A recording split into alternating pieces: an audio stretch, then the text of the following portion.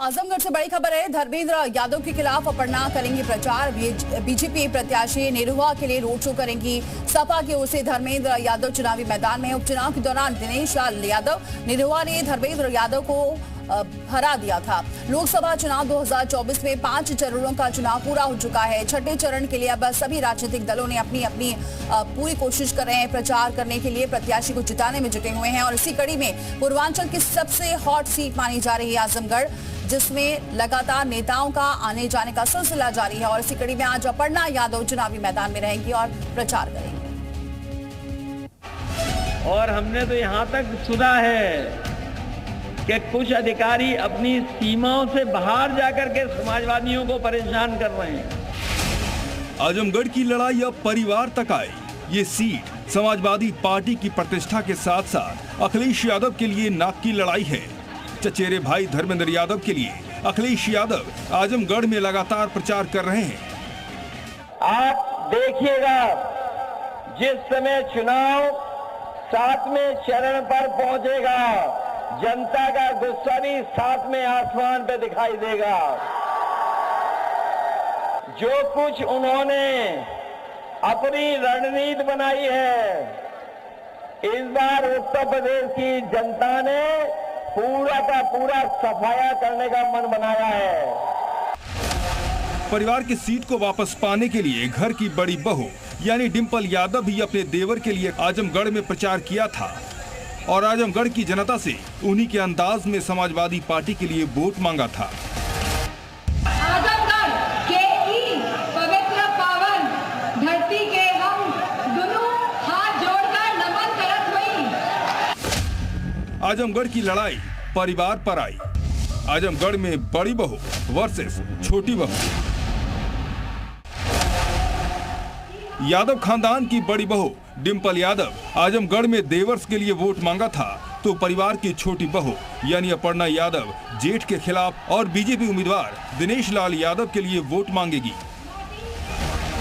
आजमगढ़ में अपर्णा यादव की रैली का शेड्यूल तैयार है। पोस्टर छप गए हैं। दोपहर ठीक 1:30 पर मुलायम खानदान की छोटी बहू आजमगढ़ लोकसभा क्षेत्र में मौजूद रहेंगी और परिवार के खिलाफ गर्जना कर रही होंगी।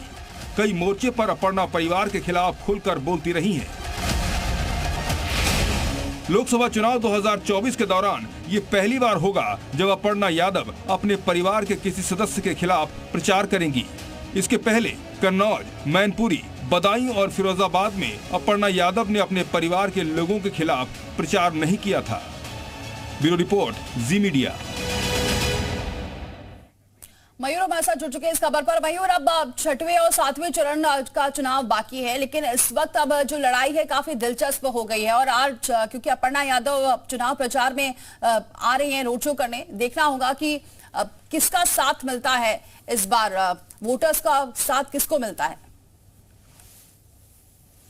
बिल्कुल, देखिए 6वें चरण में अब जो लड़ाई है वो यादव वर्सेस यादव हो गई, यानी कि एक ही परिवार की दो बहुएं अब आमने सामने हैं। आजमगढ़ में एक तरफ जहां निरहुआ को लेकर अपर्णा यादव चुनाव प्रचार करेंगी, तो वहीं अपने देवर धर्मेंद्र यादव को लेकर डिंपल यादव वहां पर चुनाव प्रचार कर चुकी हैं, उनसे वोट मांग सकी हैं और इमोशनली अटैच करने का भी प्रयास किया गया है। हालांकि आजमगढ़ का साथ अखिलेश यादव ने छोड़ा था, जिसके बाद उपचुनाव हुआ और निरहुआ ने जो है धर्मेंद्र यादव को हराया था और एक बार फिर से बीजेपी ने उन पर भरोसा जताया है और काफी ज्यादा आश्वस्त है निरहुआ, क्योंकि दिनेश लाल यादव निरहुआ एक तरफ है, दूसरी तरफ धर्मेंद्र यादव है। तो ये जो यादव वर्सेस यादव की लड़ाई है, तो कंफ्यूजन आजमगढ़ की जनता में भी है कि वो आखिरकार किसके साथ जाएं। और जब दो बहुएं एक दूसरे के खिलाफ प्रचार कर रही हैं तो कंफ्यूजन जरूर क्रिएट होगा। लेकिन ऐसा पहली बार है कि जब अपर्णा यादव इस तरीके से मुखर होके जो है समाजवादी पार्टी के खिलाफ, देखना होगा कि वो बोलती हैं या नहीं बोलती हैं या सिर्फ अपनी नीतियों पर बात करेंगी, क्योंकि इसके पहले मैनपुरी में उन्होंने चुनाव प्रचार करने से मना कर दिया था या फिर चुनाव लड़ने की बात सामने आ रही थी तो उन्होंने कहा था कि हमारी भाभी हैं, उनके खिलाफ हम नहीं जा सकते। डिंपल यादव के खिलाफ उन्होंने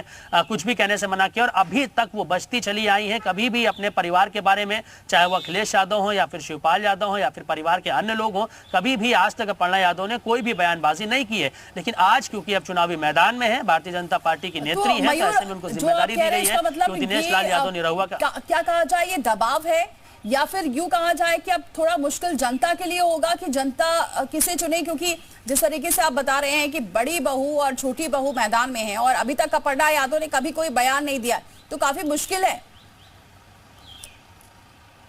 देखिए बहुत दिलचस्प होगा आज जब जनसभा को संबोधित करेंगी या फिर अपर्णा यादव अपना बयान देंगी तो वो क्या बोलती हैं, इस पर बहुत ज़्यादा मायने रखता है कि ये लड़ाई कहाँ जाएगी और कितनी ज़्यादा ये हॉट सीट और भी ज़्यादा होनी चाहिए। जो हालांकि पहले से ही आजमगढ़ की जनता ने भरोसा भाजपा पर जताया था उपचुनाव में, लेकिन इस बार क्योंकि अखिलेश यादव लगातार चुनाव प्रचार कर रहे हैं, डिम्पल यादव भी वहाँ पर पहुंची और वहाँ की जनता से कहा कि हमें आशीर्वाद दीजिए।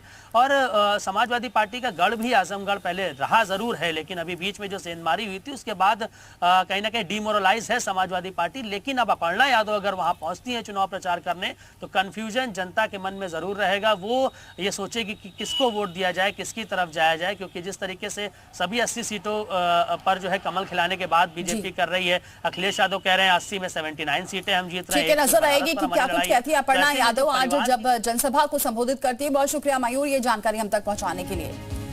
वही आपको बताएं आजमगढ़ की जनता का क्या मूड है, वहां जनता किन मुद्दों पर वोट करने वाली है, देखिए जरा।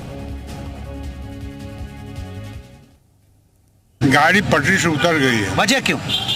वजह 2-3 मुद्दे हैं। हाँ।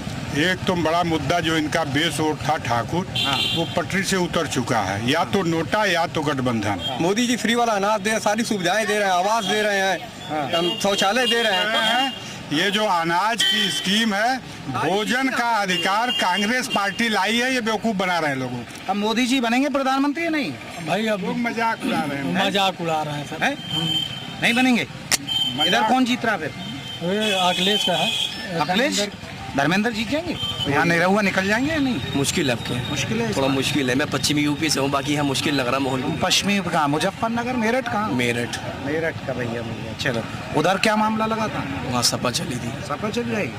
धर्मेंद्र यादव जीत जाएंगे? जीत जाएंगे। जितना लोग पाएंगे इसे कई गुना अधिक से जीतेंगे। अच्छा। हाँ, धर्मेंद्र यादव। लेकिन कह रहे हैं मोदी जी के हैट्रिक बन जाएगी। अरे कुछ नहीं होगा, वो देखना है। सब हुआ है, सब हुआ है। सब हवा है। ये सब क्या भैया कौन लगा? इधर क्या हो माहौल?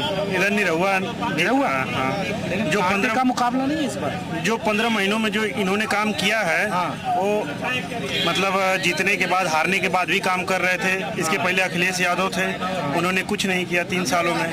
हम मुलायम सिंह यादव थे तो 5 सालों में उन्होंने कार्य किया, लेकिन जब अखिलेश यादव आए, निरहुआ का काम दिखता है। हाँ, निरहुआ काम दिखता। ये जो रोड बनी है अभी तक नहीं बनी थी, ये निरहुआ का ही देन था। ये निरहुआ की रोड बना है, ये 10 साल पहले का बना है। अब कह रहे हैं 400 पार, जैसे नहीं जाते हैं गाँव लोग बेचते हैं कुर्सी, भैया 400 आ जाते हैं 150-200 पे। तो वही हाल है बीजेपी का। रिजल्ट सामने, 4 को देखिएगा। ऐसा आपका क्या मूड है?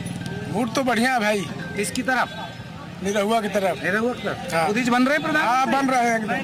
नहीं एकदम नहीं बन रहे। ये तुम्हारा दोस्त है? एकदम है? ये तुम्हारे दोस्त हो आप? दोस्त है। दोस्त है भाई? हाँ भाई, दोस्त है। दोनों दोस्तों में बंटवारा है।